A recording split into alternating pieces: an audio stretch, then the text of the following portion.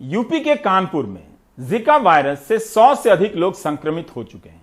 अभी तक किसी मरीज में बीमारी के गंभीर लक्षण नहीं पाए गए हैं। जिका वायरस शरीर की प्रतिरोधी क्षमताओं पर हमला कर नष्ट कर देता है। विनीत कुमार और आलोक पांडे की ये रिपोर्ट देखिए।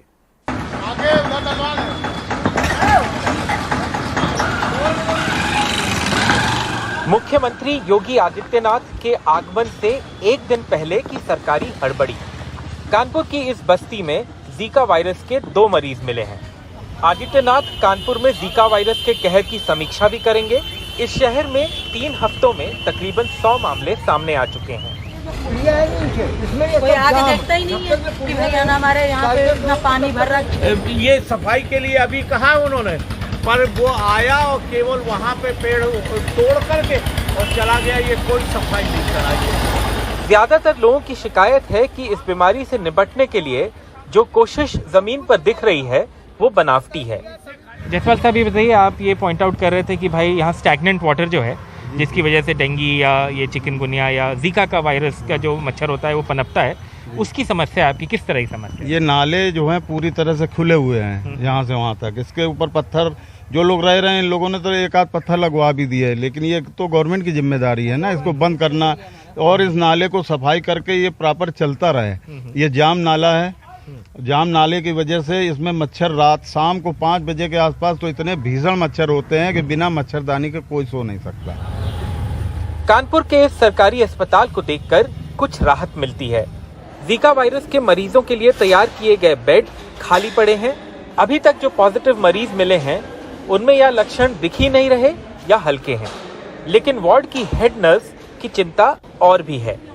जिस हिसाब से अभी इस समय जो सुनाई देता है कि 66 केसेस फिर 89 केसेस ऐसे जो बढ़ रहे हैं, इनकी तादाद जो न्यूज़ के अकॉर्डिंग हमें प्राप्त हो रही है उसके अकॉर्डिंग हम लोग बिल्कुल अलर्ट मोड में हैं कि अगर कोई भी सिम्टम्स या सीरियस सिम्टम्स से रिलेटेड कोई पेशेंट्स आता है तो उसके लिए हर सिचुएशन के लिए हम लोग रेडी हैं।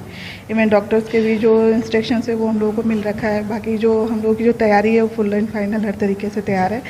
खैर अभी तक ऐसा कोई बहुत कॉम्प्लिकेटेड पेशेंट अभी एडमिट नहीं हुए। जो पेशेंट हमारे यहाँ आए भी हैं फीवर के, जिनमें सिम्टम्स दिखाई दिया है, उसमें नॉर्मली वही फीवर और कुछ में वॉमिटिंग दिखाई दी है।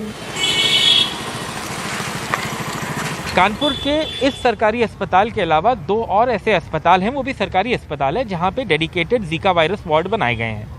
फिलहाल अच्छी खबर यही है कि इन तीनों अस्पतालों में अथॉरिटीज़ का यही कहना है कि कोई बहुत सीवियर सिम्टम्स के साथ जीका वायरस का पेशेंट अभी तक नहीं आया है।